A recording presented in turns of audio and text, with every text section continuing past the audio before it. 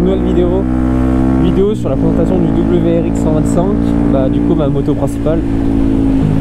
Parce que vous êtes nombreux à me demander les pièces qu'il y avait dessus, les équipements, les liens, donc je vais essayer de mettre le plus de liens en description. Sachant qu'il y a des choses que c'est pas moi qui les ai fait, enfin pas moi qui les ai changées ou ni acheté, c'est les anciens proprios, je pourrais pas tout mettre à 100%.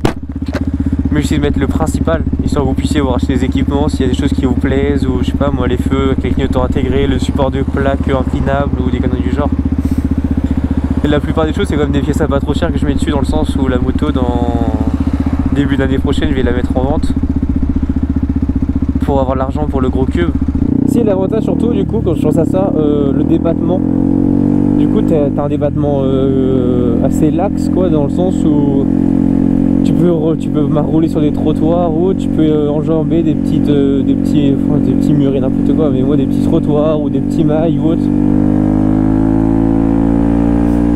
Et des fois ça va être pratique pour se garer, hein, avoir un super mote en ville qu'avoir une sportive, qu'un sportif t'as peur que ton bas de carénage y touche ou autre.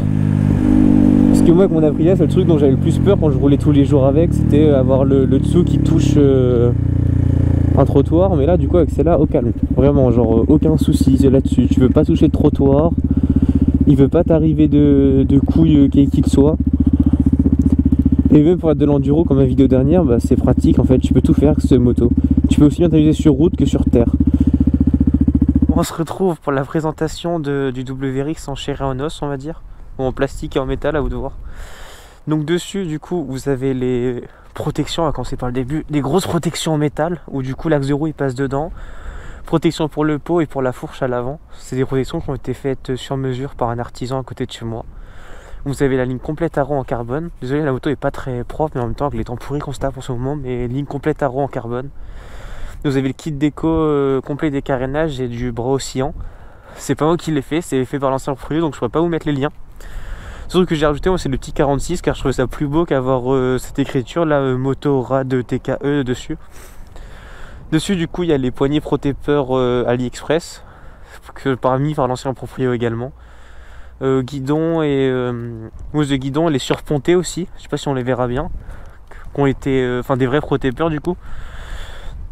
Il y a un petit support téléphone, c'est un support à 10 balles, j'essaierai de vous le mettre. Mon téléphone est tombé une fois en roulant, donc c'est-à-dire que le support est pas ouf, mais par contre le téléphone n'a rien eu, vraiment rien du tout, que dalle.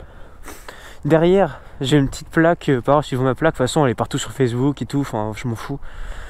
Une plaque classique hein, mais avec un covering carbone que je me suis amusé à faire dessus, ça faisait plus beau. Et du coup dessus j'ai mon support de plaque qui est fixé au pas de vis, et du coup c'est un support de plaque inclinable. Du coup ta plaque tu peux la mettre aussi bien droite que hyper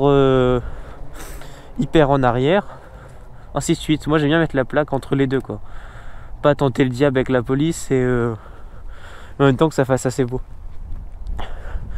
Là du coup je les couvre au rayon blanc, des liserés de jantes achetées sur eBay où tu peux paramétrer le petit truc super mode, parce que je voulais pas payer ceux à Kika une grosse couille.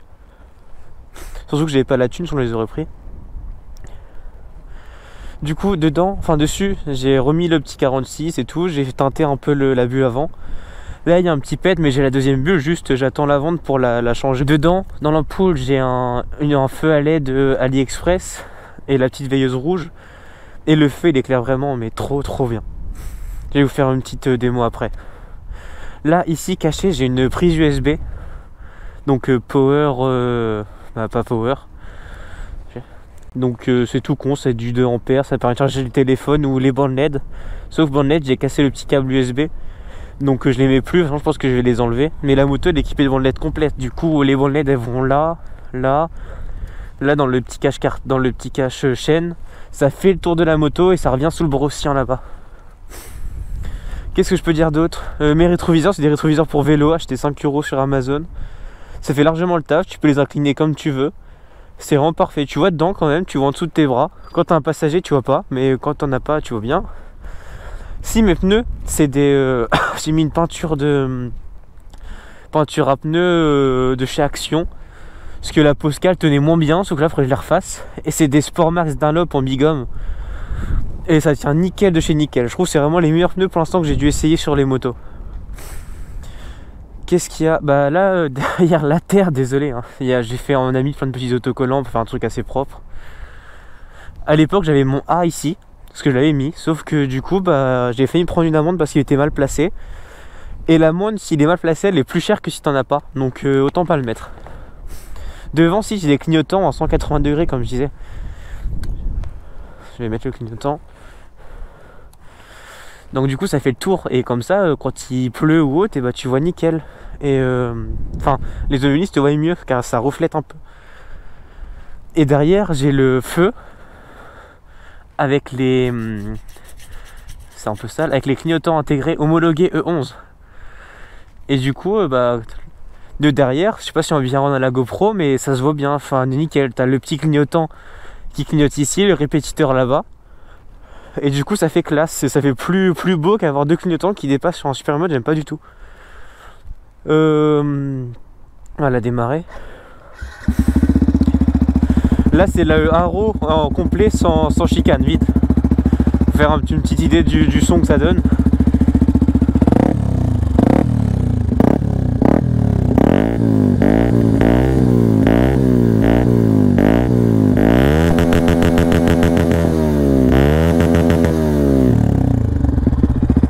Donc voilà, d'habitude elle fait des pétarades mais pas aujourd'hui, donc de toute façon ça s'entend dans les autres vidéos, hein, mais vous inquiétez pas. Si je peux, je vais essayer de refilmer, mais ça m'étonnerait.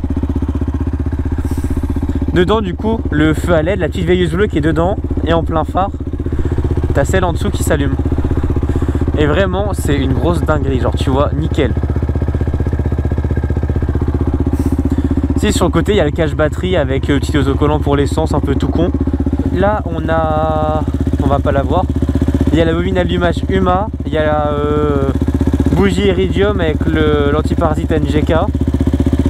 Et la moto a été réglée à l'injection pour compenser le fait qu'on roule sans chicane. Donc ça fait entre guillemets l'équivalent d'un stage 1 pour ceux qui connaissent l'automobile un peu.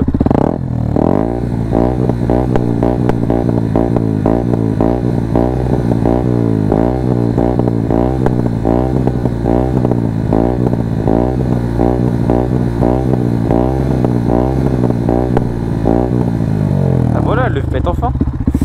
Et bah je pense que c'est tout, on a fait le tour de la moto. S'il y a d'autres questions, n'hésitez pas, je vais mettre tous les liens dans la description. Et je pense qu'on a fait le tour, le kit déco.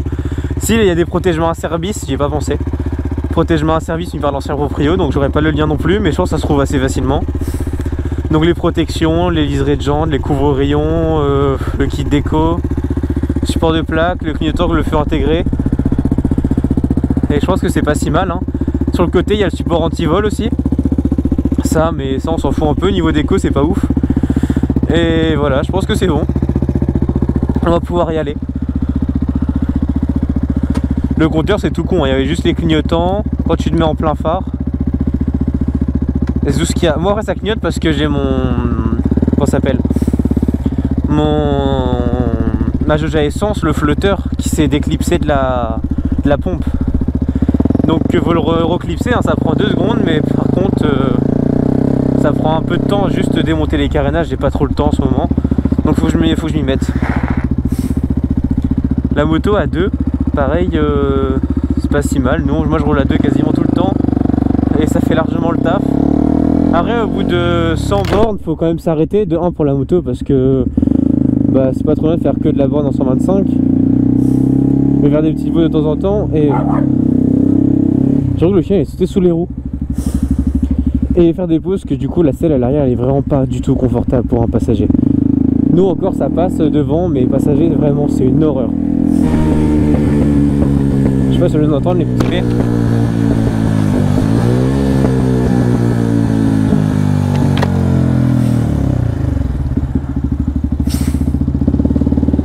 J'espère quand même que la vidéo vous aura plu.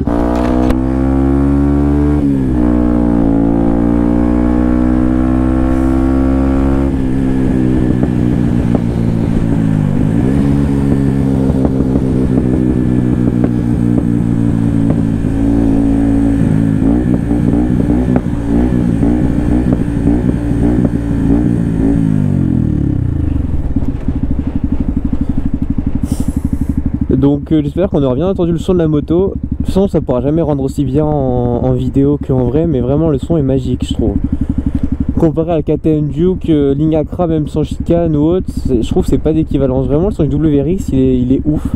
Le fait déjà qu'ils sont, le positionnement sont en hauteur, nous on l'entend beaucoup mieux, mais vraiment beaucoup mieux. Et pour ton passager l'avantage c'est que ça lui chauffe les jambes, donc c'est pas si mal. Bon, les quelques fois où ça fait des flammes, parce que ça arrive que le pot il fasse des petites flammes bleues, c'est vachement stylé. Et d'ailleurs ça doit vraiment faire beaucoup de vent pour que les panneaux ils bougent comme ça. Mais quand ça fait des petites flammes bleues, bah c'est vrai que t'as le passager après commence à sentir un peu une arrière odeur de cramé quand même, ou de calamine. Ah, le poteau il tremble hein.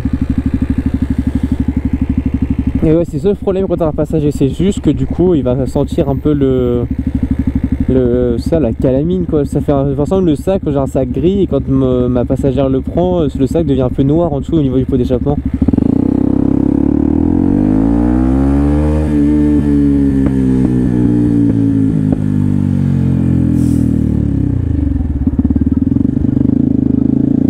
Ouais, c'est une blague, l'autre il s'arrête en plein milieu.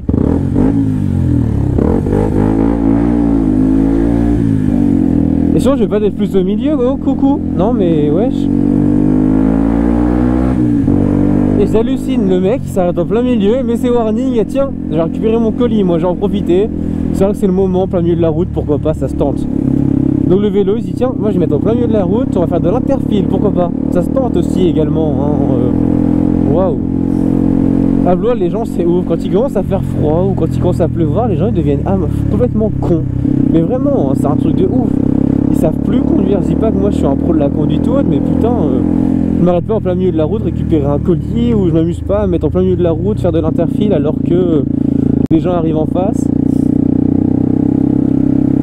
Passage piéton il est rouge, le gars il passe, alors que nous on arrive avec un bus quand même quoi, genre moi j'arrive tout seul en moto, le gars il passe, ouais pas grave, c'est qu'il s'en a rien à foutre de moi, mais un bus, enfin je pense qu'un bus vs un bonhomme, le bonhomme il va perdre, hein. Ça va faire 1-0 pour le bus. En plus regarde, il y a le nombre de gens qu'il a tué aujourd'hui, 1. Ça fait déjà pas mal quand même, hein, en une journée, il doit être 13h à peu près.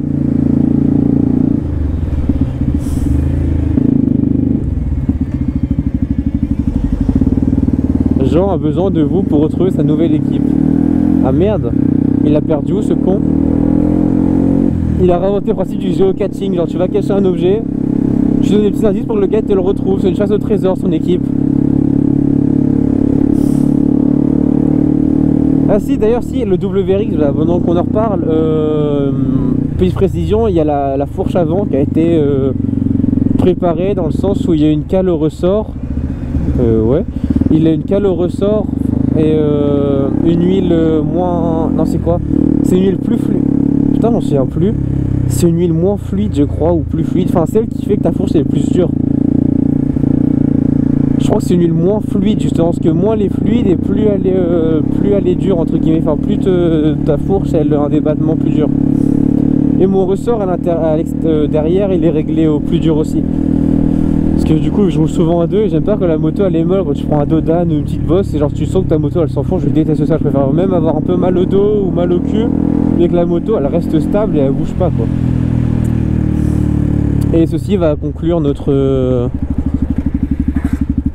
petite vidéo je pense. Donc je vais vous souhaiter à tous une bonne journée, bonnes vacances, bon Pôle emploi, un peu ce que vous voulez. Et j'espère que la vidéo vous aura bien aidé. Sur ce, ride safe.